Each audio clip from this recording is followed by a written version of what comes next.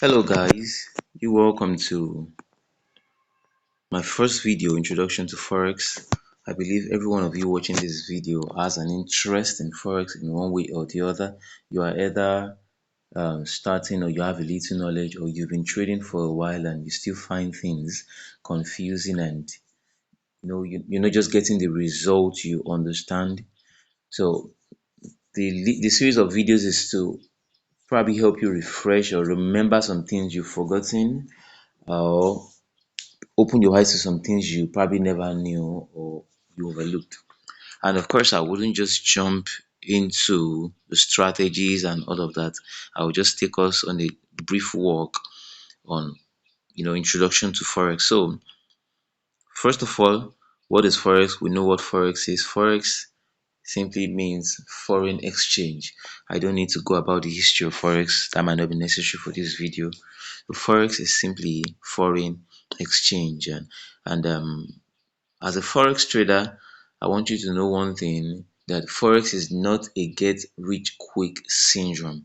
Many Forex academy, they get to teach their students and then they give them this orientation that in just at the snap of your finger you start making the millions and billions, and then everyone goes into the academy with this same mindset and they get frustrated. Things just does not, because the mindset they go in with is just to get it fast fast quick quick.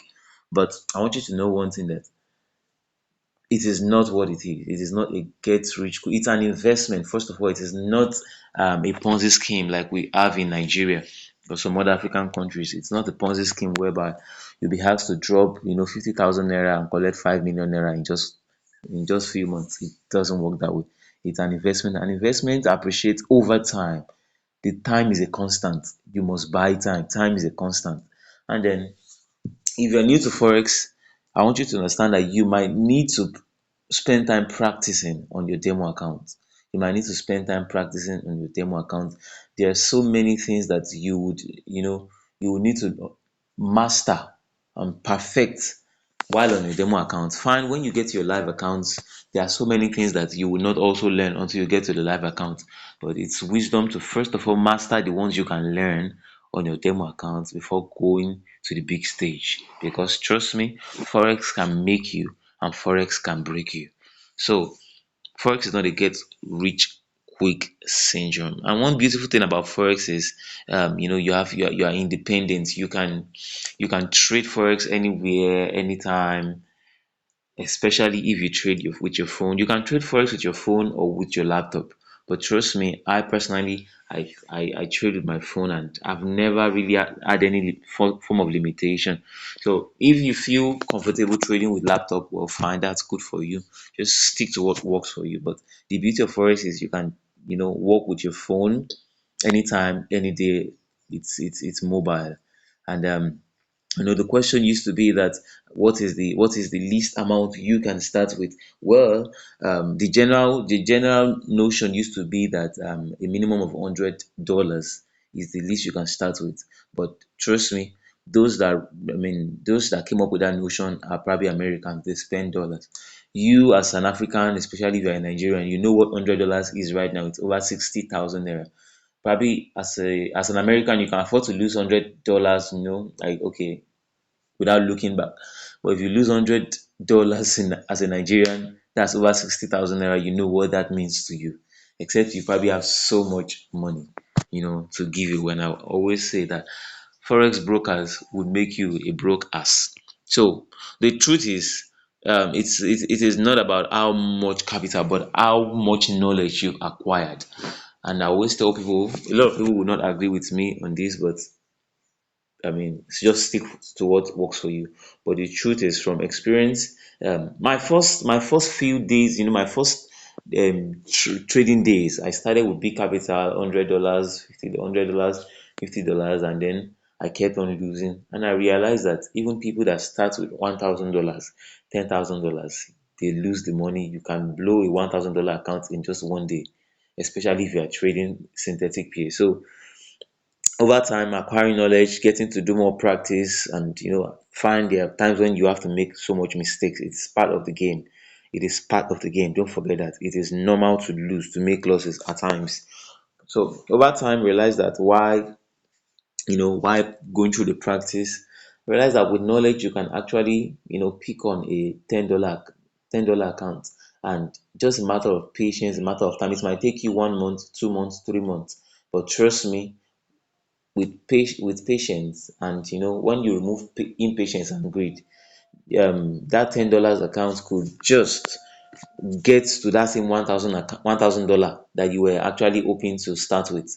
So it's just about patience. And my rule for Forex is this: if you can't build a $10 account, you will never be able to build, or you might never be able to build a $1,000 account. If you keep blowing the $10 account and you feel that it's because it's a small account, my brother, my sister, you've not dealt with your greed or your impatience. If you're giving a $1,000 account, I can bet that you most likely blow the account as well. So I have a video on my YouTube channel that speaks to that. You could just check on my YouTube channel after this video, and you will see that particular video. I tagged it, what every beginner must know. So you don't have to start with $100. I will always advise my students to start practicing with $10, if possible, $10, and then see how well you can grow a $10 account. So that is that for that. Also, you should understand that crisis does not really affect Forex. If there is a crisis, it only affects the currency, the volatility of the particular currency, but not your own trade. And you should remember that Forex, you trade Forex Monday to Friday, but for some brokers offer cryptocurrency trading such as Bitcoin, Ethereum, and some brokers such as Deriv offer synthetic pair trading, which works 24/7. So crisis does not affect you. You can even recently, I think 3 months ago, when the Ukraine Russia war started, the effect of the rain of the war was so much on gold US dollar pair. And then trust me, as bad as the war was going for them over there, gold kept was on a major bullish trend till they got to the to the swing high, overtime swing high. And all those period, most people, including me, I was just on a bullish position and I was making good profit. So for crisis anywhere does not really affect. Now talking about, you might have met people that would introduce you to social trading, or following copy trading. Well, I don't advise copy trading. I don't advise copy trading. It's not a wise thing to do, because you might only be copying a professional trader that is trading with a $50,000 account, and probably your account is just $50. It might not just end up well. Most people that have done that, they've actually regretted it.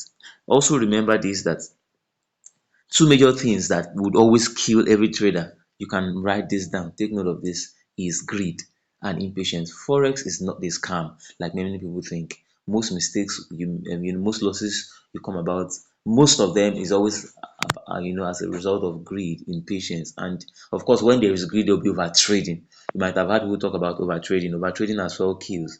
Over trading only comes about through greed. So that is that. Let me just talk quickly about pips. A lot of new students have issue with pips. Pips. How do we calculate pips? Okay, let me make this practical and go to a live chart. Now this is US dollar, Canadian dollar. I've been on a bearish position since last week, and it was close to my TV. But with the way this is looking right now, it's most likely that price might be returning back. So I might just have to close it anytime soon. Maybe after this video anyway. All right, so let me just pick a neutral, a random pair, a random pair here. All right. Now, how do we calculate pips? If you take note, by the right hand side of this chart, there are price figures, and they are always having four decimal places. What do I mean by four decimal place? Four digits after. Sorry, it's always five, but in Forex, you ignore the last one. Please don't forget that it's five. For instance, presently, this is 1.07449, but you don't read the 9, so it's 1.0744. That is this particular price. If I want to check where price is right now, price is somewhere around here. This is price here, 1.0725. That is where price is presently. So how do we read pips? Let me go down to a smaller time frame. Yeah, in case you wonder how I brought out that cursor, this thing over here, you tap it, it comes up. You can use to, read whatever you want to read. When you tap it, it goes back. All right, let's come down to a lower time frame and see how to read. Okay, when you tap your screen, it brings this option. I have this, I pick my horizontal line. Let's assume that I put I see a support, a resistance, sorry, over here. Now from here to, let me put another one for better explanation. From here to here, the first line here is reading 1.0750. Remember I said we don't read the last line. The second line here is reading 1.0740. Now, how do you calculate? How do you read pips? You simply read pips by looking for the difference between both. 0750, majorly 50 and 40. This is 10 pips. 10 pips. Now, if I want to bid for, let me say 50 pips from here, I want to, bid for 50 pips downwards. 50, 0750. If I subtract 50 from it, I'll be left with 0700. And that will be somewhere around, you know, 07, I think just a little below. I mean, it's almost not getting there. All right, 0700. Can you see from here? Subtracted 50 pips. This is what I have. So that is majorly how to read your pips. I hope you understand the illustration. That's how to read the pips. You just subtract it or you add it. I can either be adding or be subtracting. It depends on whether I'm buying or selling. If I'm coming downwards, I'm selling. But if I'm going upwards, that means I'm buying. So if I'm buying, I'll be reading it from here upwards. Let's assume that from this position, I wanted to buy 50 pips. 50 plus 1 plus 1.0750. 750 plus 50 would give me 800. 0750 plus 50 would give me 800. Now, if I think that would be somewhere, it's almost a little high. Okay, you can see from here 1.0750 plus 50 pips would get me to this point. That is how to read your pips. So presently now, if let's go down and make it a little practical. Presently now, price is here, somewhere here. This is the current price of Euro USD, 1.0725. Let's say if I want to sell and I want to sell just let's say 20 pips, I tap here. Let me come down to a lower time frame. I click here. Okay, it's market execution. This is the current price here. Ignore the one at the right. This is broker spread value, but this is the current price you deal with.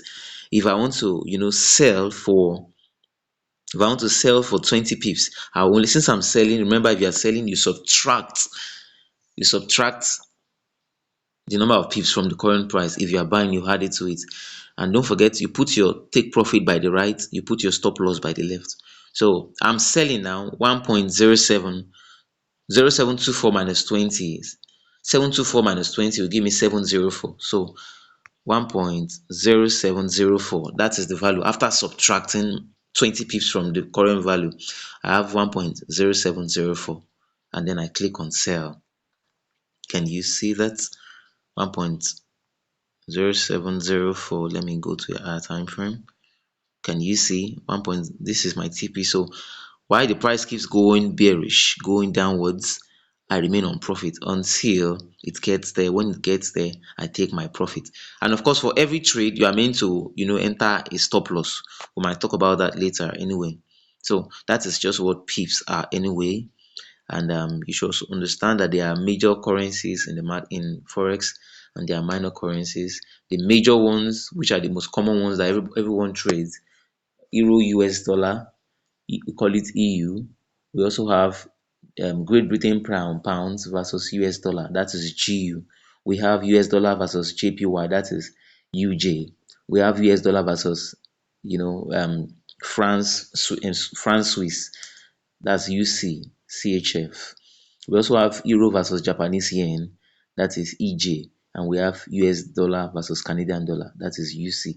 These are the major ones. So I think in the next video we're just going to talk more about the best times to trade in the week. So for now, I'm going to stop this video here. If you've not subscribed to my YouTube channel, please kindly do so.